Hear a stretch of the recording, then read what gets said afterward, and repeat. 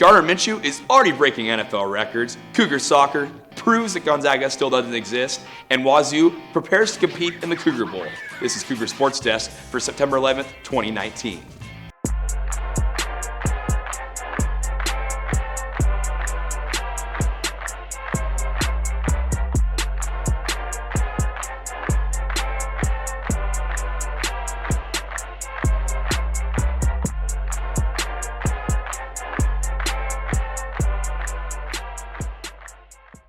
Undefeated Cougar Nation, how's it going? I'm Noah Schmick. And I'm Asher Lind. Welcome to Cougar Sports Desk. Well, it seems bullying has unfortunately made its way into Pac-12 football. Washington State offensive lineman Liam Ryan showed horrendous displays of absolutely terrible sportsmanship this Saturday when he pointed his finger at a Northern Colorado defensive lineman. Ryan was penalized with unsportsmanlike conduct, which includes a 15-yard penalty, but frankly, I just don't think that's enough. Liam Ryan should be kicked off the team and forced into community service, maybe even serve a lifetime jail sentence. The NCAA football, out of all of its flaws, pointing at someone is by far the most heinous act. I'll surely be praising these Pac-12 officials for making the right call on Saturday. Speaking of the talented referees of the Pac-12, Washington State linebacker Rob Stone Jr. will miss the game against Houston this week after he was called for targeting in the second half against Northern Colorado. Targeting can be a tricky call, but here's the determining factor the Pac-12 uses for potential targeting calls. If you target someone and you play for WSU, it's targeting. If you target someone and you play for USC, it's not targeting. Now, a crew of HBO photographers roamed the WSU sidelines last Saturday to film for their upcoming series, The Cougs. Now HBO tried to keep it as low-key as possible. They disguised cameramen as Pac-12 media. The only way they were easily singled out was they had tank tops on, floral shirts, and they followed around Coach Leach like well-trained dogs. Another thing, Pac-12 media crew, their cameras were not from 1985 like everybody else's on the sidelines that day. A big congratulations to former Washington State quarterback Ryan Leaf, who was inducted into the WSU Athletic Hall of Fame on Saturday, along with 6 other alumni. Ryan Leaf was a number 2 NFL draft pick, but struggled with a painkiller addiction after his playing career and spent almost 2 years in a Montana penitentiary, but has turned to sobriety since and was recently hired as a college football analyst for ESPN. For me, being someone who has met Ryan and also from Great Falls, Montana, it is truly special to witness the turnaround Leaf has had since being released, and we, along with all of Coug Nation, wish him and his family nothing but the best. Ryan Leaf wore the number 16 and even took the Cougs to the Rose Bowl with him while he was at Wazoo. However, that number would not be worn again until Gardner Minshew came to the Promised Land. And speaking of the second coming of Jesus, Minshew took over the starting spot for the Jags after Nick Foles went out with a broken collarbone this Sunday. Minshew was perfect on his first 13 attempts and set an NFL record for an NFL debut. He ended the game with only 3 incomplete passes out of 25 throws, and Minshew will take over as a starting QB until Nick Foles is expected to be healthy again in about 6 to 8 weeks, or just as long as Minshew needs. It's a question that most WSU students ask on any given Sunday, the famous, well, what happened this weekend? Well, I can't tell you where you lost your jewel, or if that guy is going to text you back like he said he would after killing that 5th of Fireball, but we can tell you who went around the college football landscape. The so-called mighty men who wear the purple and the gold lost to the California Golden Bears for the second consecutive year. 6 minutes into the first quarter, the game was stopped for a 2.5-hour weather delay due to lightning, and by that time play resumed at 10:30. It was past Chris Peterson's bedtime. This allowed Cal to run the ball all over what was supposed to be the 14th best team in the country. However, never fear, Husky fans. The dominant single win you have over an electric Eastern Washington football team will keep you in the AP poll at number 23. USC knocked Stanford out of the polls this week after a blowout victory and are now ranked 24th in the AP poll. Despite this, athletic director Lynn Swann resigned on Monday. Apparently, beating an extremely overrated Stanford Cardinal is not enough to make up for last year's 5-7 football season, assistant basketball coaches getting arrested for bribery, and of course, the enormous college admissions scandal. And UCLA continued to be a disgrace to the Pac-12 this weekend with a decisive loss to San Diego State. Chip Kelly proved he has no idea what he's doing without Mariota on his offense, and UCLA students didn't know they even had a game because none of them wanted to drive an hour to the stadium.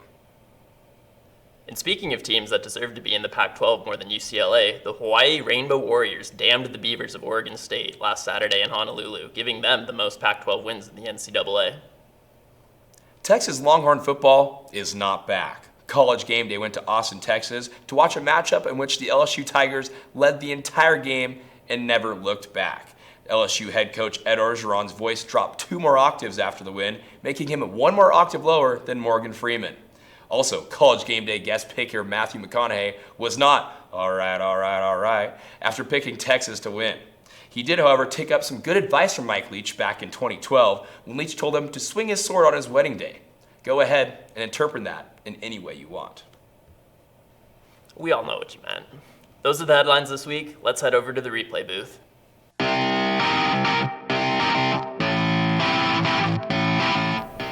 Welcome to the replay booth. I'm Brooke Hilleman. And I'm Damon Alvarado. Last Thursday, the women's soccer team faced off against Gonzaga, and the Cougs left the Bulldogs in the dark, both metaphorically, shutting the opposing team out, and literally, when the field's lights went out in the middle of a Cougar corner kick. After a very long and brutal regulation, the game went into overtime with a tied score of 0-0. Only 9 seconds into OT, Avery Collins scored the game-ending goal and earned this week's #1 play for the Pac-12 network. The victory over Gonzaga marks the 300th win for the Cougars in program history. This Friday, the ladies face off against the University of Michigan at home, and I have no doubt the Cougs are ready to crush some Wolverines. Moving on to women's volleyball, the Cougars opened up the North Portland Marriott Invite last Friday with a 4-set victory over Utah State. There was no love for the home team as the Cougs defeated hosting Portland 3-0, while Charity Bradley recorded her best offensive match with a career-high 11 kills. Washington State cruised to a victory over Idaho as Michaela Myers and Bradley capped off the game with the winning kills. Bradley was crowned MVP as she was an anchor on offense, totaling 31 kills and 6 blocks. Washington State improves to 5-1 and will battle out at this Friday's Cougar Challenge versus Idaho State. The Cross Country Cougar Classic is this Friday with the women's 6K kicking off at 5:15 and the men's 8K at 5:45. Getting into football, as lopsided as the victories have been, the Cougars' defense needs to improve on their rush defense. Teams continue to run effectively, but on a positive note, the team had 4 strips and Jahad Woods led the game with 10 tackles.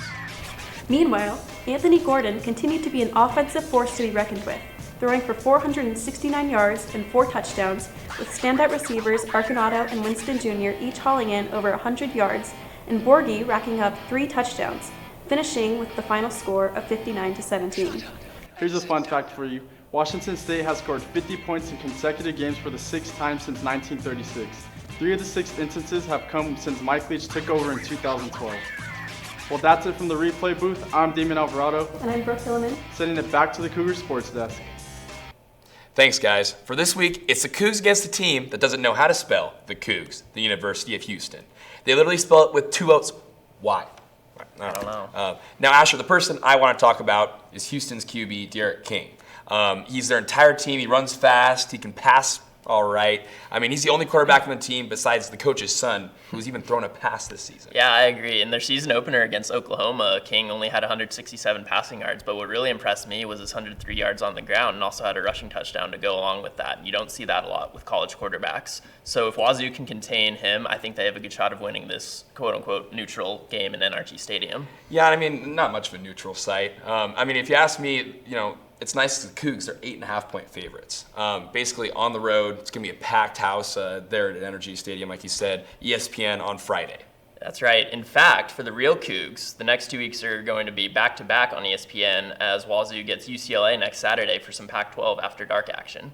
Yeah, and while both, UCLA and Houston, they have terrible defenses. And if that state of Texas trend continues, well, they don't have air conditioning in the visitors' locker rooms, then our defense might even get a little bit, tired against Dana Holgerson and Chip Kelly. You got that one right. So I got to ask, what's your prediction for Cougs against Cougs? What you got? I'm saying take the over, Cougs by 1 million. I think even our defense is going to be a little bit tired, so it's going to be a lot of points scored. Sounds good. Well, that's all we have time for tonight. There's a lot of huge Cougar sporting events happening this weekend. If you get a little too wild this weekend, miss out on some games, we'll be here next Wednesday with all things Wazoo.